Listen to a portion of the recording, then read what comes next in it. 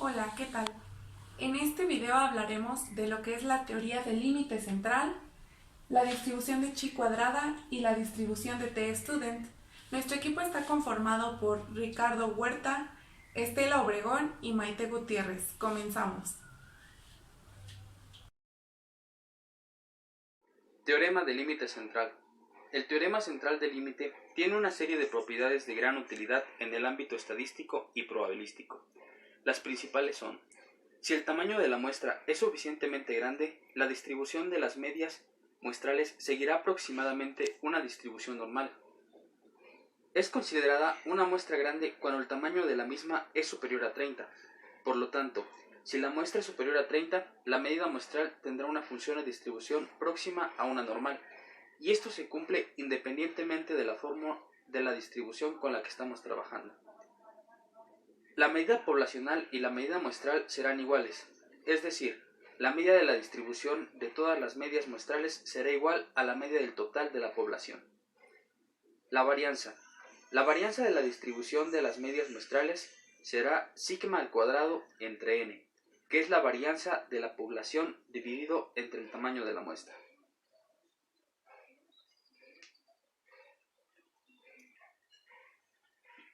El teorema del límite central es un teorema fundamental de la probabilidad y estadística. El teorema describe la distribución de la media de una muestra aleatoria proveniente de una población con varianza finita. Cuando el tamaño de la muestra es lo suficientemente grande, la distribución de las medias sigue aproximadamente una distribución normal. El teorema se aplica independientemente de la forma de la distribución de la población. Muchos procedimientos estadísticos comunes requieren que los datos sean aproximadamente normales. El teorema del límite central le permite aplicar estos procedimientos útiles a poblaciones que son considerablemente no normales. El tamaño que debe tener la muestra depende de la forma de la distribución original. Si la distribución de la población es simétrica, un tamaño de muestra de 5 podría producir una aproximación adecuada. Si la distribución de la población es considerablemente asimétrica, es necesario un tamaño de muestra más grande. Por ejemplo, la distribución de la media puede ser aproximadamente normal si el tamaño de la muestra es mayor que 50. Este teorema asegura de manera esquemática que cuando sumamos un número grande de variables, la variable resultante sigue una distribución normal. Cabe recalcar que en el caso de sumar variables aleatorias normales, la aproximación anterior no es tal, sino que es una distribución exacta. Si en vez de sumar variables realizáramos la medida aritmética de las mismas, también podemos utilizar el teorema central del límite. A continuación se muestra un ejemplo donde podemos apreciar este teorema. El problema dice: la probabilidad de que en una clase tengas que pasar al pizarrón es de 10%. A lo largo del año tienes 100 clases de la misma asignatura. ¿Cuál es la probabilidad de pasar al pizarrón más de 15 veces? Pasar al pizarrón tiene un valor de 1 y una probabilidad de 0.10. No pasar al pizarrón tiene un valor de 0 y una probabilidad de 0.9. Con esto tenemos una media que es igual a 0,10 y una variable que es igual a 0,10 por 0,90, que nos da 0,09 como resultado. La suma de 100 variables. En este caso, como no estamos hablando de una sola única clase o un solo único día, tenemos que hablar de los 100 días que vamos a tener a lo largo del año. Entonces, si al principio teníamos que la media era equivalente a 0,10, para obtenerla en este caso tenemos que multiplicar la media por el número de veces que se va a repetir. En este caso son 100 días por 0,10, que nos daría un total de 10. Lo mismo pasa con la varianza, que tenemos una varianza equivalente a 0.9 por los mismos 100 días que vamos a estar tomando esta clase. Entonces multiplicamos el 0.9 de la varianza por las 100 clases que vamos a tener durante el año y nos da un resultado de 9. Ahora bien, para calcular esta probabilidad tenemos que y es igual a 15 menos 10 sobre 3, que nos da un resultado de 1,67. Después de esto tenemos que la probabilidad de x mayor que 15 es igual a la probabilidad de y mayor que 1,67. Esto es igual a 1 menos la probabilidad de y mayor que 1,67. Como resultado tenemos 1 menos 0,9525, que nos da un resultado de 0,0475. Como conclusión de este problema podemos apreciar que la probabilidad de tener que pasar al pizarrón durante la clase es de 4.75, que es una probabilidad bastante baja. Si tuviéramos aproximadamente el 50% sería medianamente probable. Entre más cercana al 100 sería más probable. En este caso está más cerca del 0 o del 1, que sería nuestro valor mínimo. Por eso, al tener un valor de 4.75, estamos hablando de que es una probabilidad muy baja. Bueno, como decíamos al principio, este tipo de teorema, este teorema en específico funciona con variables que son mayores a 100. Cantidades mayores a 50, en este caso tenemos la de 100. Por eso, al tener la cantidad de 100 y una repetición de 15, 15 veces la repetición, estamos hablando de que entra dentro de los valores normales, como se mencionaba al principio. Teniendo estos valores nos indica que vamos a tener unas variables normales y probabilidades normales. Entonces, al tener valores grandes, no se va a hacer una aproximación tan grande. Y al tener los valores mayores a 5, como se decía al principio, nos va a dar unos valores normales.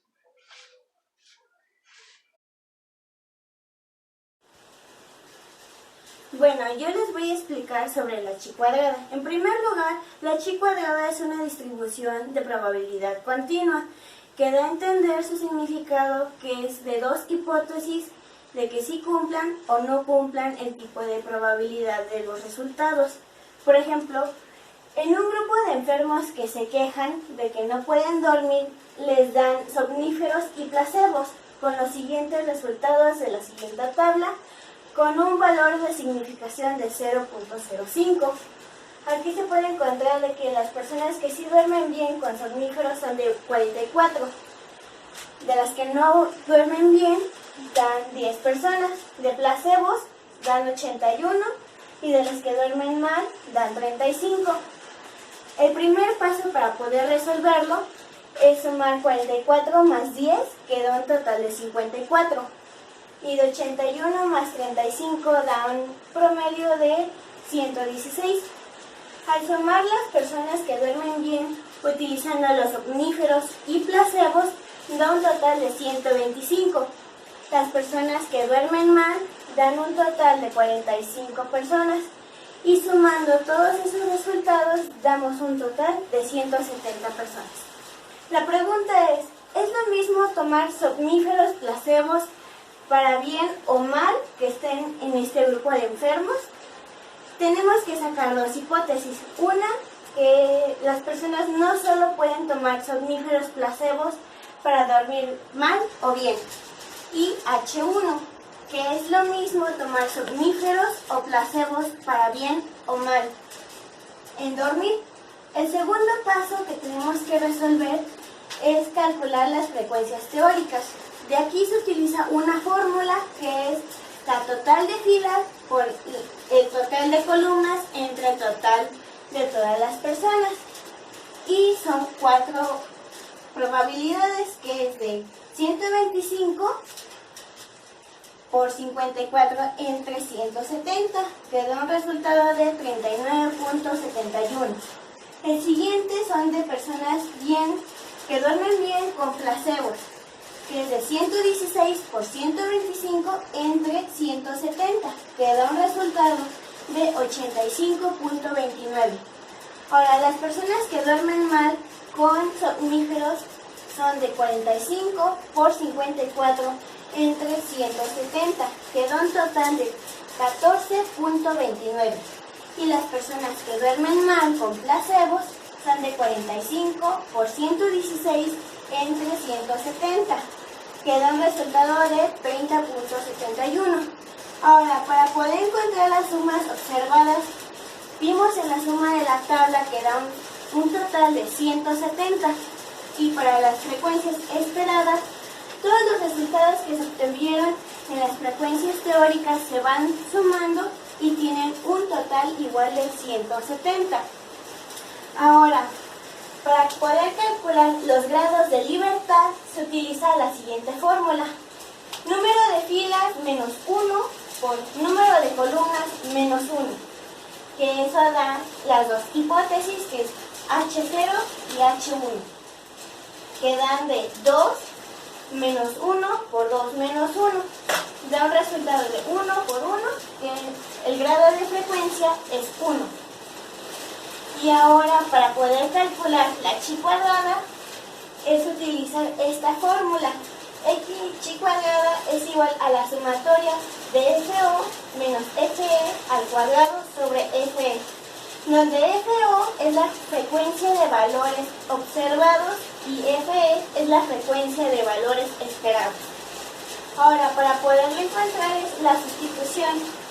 44 menos 39.71 al cuadrado sobre 39.71 más 81 menos 85.29 al cuadrado sobre 85.29 más 10 menos 14.29 al cuadrado sobre 14.19 más 35 menos 30.71 al cuadrado sobre 30.71. Estos valores se fueron sacando por los resultados de aquí de las personas que duermen bien o mal con somníferos o placebos. Al tener todos estos resultados se van tomando en cuenta las sumas que se sacaron, que dan un valor de 2.57. Ese es el valor calculado que nosotros hemos sacado.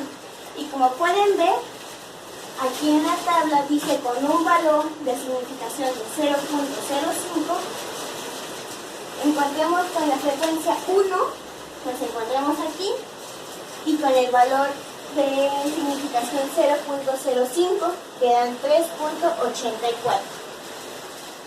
En conclusión, 2.57 es menor que 3.84. Es decir, que H0 no los aceptamos y H1 sí los aceptamos. Este es el procedimiento para sacar la chi cuadrada. Muchas gracias. Bien, por último hablaremos de la distribución T-Student. William Gosset fue un estadístico muy importante y conocido por todo el mundo, mejor conocido como Student. Matemático y químico inglés, quien trabajó por mucho tiempo en la destilería de Guinness, donde se fabricaba la cerveza más famosa de Dublín. Él fue el que descubrió la T-Student. ¿Qué es la T-Student? Es una distribución de probabilidad que surge del problema de estimar la media de una población normalmente distribuida, cuando el tamaño de la muestra es pequeño. Está diseñada para probar hipótesis de estudios con muestras pequeñas, menores a 30. Bien, aquí como pueden ver tenemos la fórmula de T-Student. La fórmula es T igual a media poblacional, que es la que tenemos aquí, menos la media muestral que tenemos aquí de este lado, sobre la desviación estándar, que es esta, y la desviación estándar entre la raíz cuadrada del número de datos, que viene siendo igual al error de datos. El error de datos es la desviación estándar entre la raíz del número de datos. Entonces, sería media poblacional menos media muestral sobre o entre el error de datos. Bien, para realizar este procedimiento de la T-Student es importante seguir estos 4 pasos. El primero es declarar la hipótesis. Como podemos observar aquí, tenemos 2 tipos de hipótesis, ya sea la nula o la alternativa. Tenemos que identificar en nuestro ejercicio que vayamos a realizar qué tipo de hipótesis tenemos, si la nula o la alternativa. El otro paso, el segundo paso, es identificar el nivel de significancia. Este se calcula a través de observar nuestra gráfica e identificar todos los procedimientos que se deben de seguir, al igual que tenemos los grados libertad y puntos críticos. Como podemos observar aquí en nuestra gráfica, tenemos una parte que es color verde. Esta parte se llama área de aceptación, es decir, si en algún problema tenemos que nuestra área de aceptación es del 98%, esto quiere decir que es una área de aceptación del 98%. Entonces, aquí en nuestros extremos del lado derecho y del lado izquierdo tenemos algo llamado cola. Esta es un área de rechazo, tanto en la parte izquierda como en la parte derecha. Es decir, si nosotros tenemos que nuestra área de aceptación es del 98%, eso quiere decir que nuestra área de rechazo es de 1% del lado izquierdo y de 1% del lado derecho. Esto quiere decir que aquí tenemos en nivel de significancia 2%, ya que es del lado derecho 1% y del lado izquierdo 1% es igual a 2%, que es igual a 0.02. Ese sería nuestro nivel de significancia. Ahora, para los grados libertad, aquí tenemos nuestra fórmula. Grados libertad es igual al número a n-1. Y para tener los puntos críticos es muy fácil. En nuestros problemas a veces vamos a tener que el punto crítico es de la cola izquierda y de la cola derecha, como aquí lo podemos observar. Punto crítico, punto crítico. Bueno, aquí tenemos nuestro tercer paso, que es realizar la operación correspondiente a la T de student, donde X, que es la media poblacional menos la media muestral sobre la desviación estándar entre la raíz cuadrada de n, lo que es igual a la media poblacional menos la media muestral sobre el error estándar. Y bueno, ya que tenemos nuestro resultado, que vendría siendo el punto de prueba, en el cuarto paso verificamos la gráfica que desde un principio teníamos y vemos que nuestro punto de prueba se encuentre ya sea en la cola, que sería un dato erróneo, pero así puede suceder, o que esté en la área de aceptación, que este sería nuestro buen resultado. Bueno, eso es todo para realizar nuestra distribución T-Student. A continuación, les daré un breve ejemplo de cómo se realiza esto. Bueno, ahora les leeré nuestro problema o nuestro ejercicio. Dice, se aplica una prueba de autoestima a 25 personas, quienes obtienen una calificación promedio de 62.1. Es una desviación estándar de 5.83. Se sabe que el valor correcto de la prueba debe ser mayor a 60. Existe suficiente evidencia para probar que no hay problemas de autoestima en el grupo seleccionado. Bueno, el primer paso para resolver este ejercicio es identificar qué tipo de hipótesis es, si es hipótesis alternativa o hipótesis nula. En este caso, tenemos la hipótesis alternativa, ya que la hipótesis alternativa matemáticamente es la que nos da a conocer qué queremos saber. De lo contrario, la hipótesis nula es todo lo contrario. Bueno, en este caso es la hipótesis alternativa la que se va a comprobar. El grupo no tiene problemas de autoestima. Valor de prueba para determinar autoestima mayor a 60. Hipótesis nula, lo contrario de la hipótesis alternativa. Bueno, en el paso 2 tenemos que determinar el nivel de significancia.